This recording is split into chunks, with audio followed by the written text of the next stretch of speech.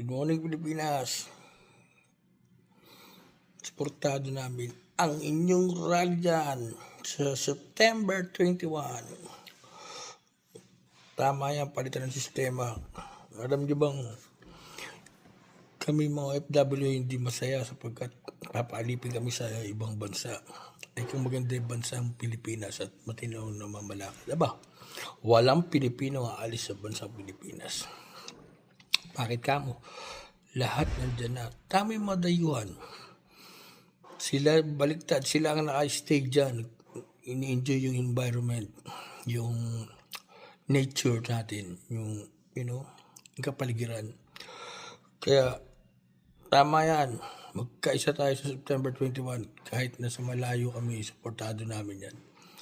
Biruin mo, kami mga OFW, yung mga anak namin, itinitiis namin na hindi makita ng taon. Tapos, para mapag-aral. Kahit sa public lang dahil mahirap din paaralin sa private dahil sa taas dahil nga sa mga putang inang politikong corrupt na yan.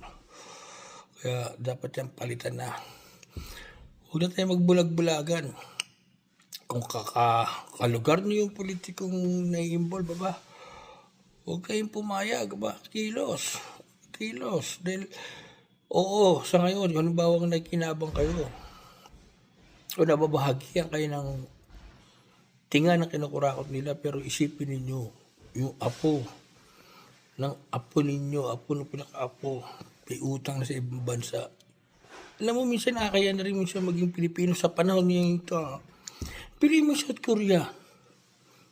Hindi na tinuloy yung papautang na pera dahil alam na yung buong mundo natalamak ang corruption dyan. So, ano pa ginagawa natin? Kayong mga hindi pa mulat, mamulat na kayo, sumama na kayo sa September 21 sa gaganaping matibasay na pagpupulong. Isigaw natin ang ating galit, ang ating nararamdaman sa maayos na pamamaraan. Pakita natin sa mundo na kaya natin palitan ng sistema na walang dadanak ng dugo o buhay. Mabuhay kayo lahat.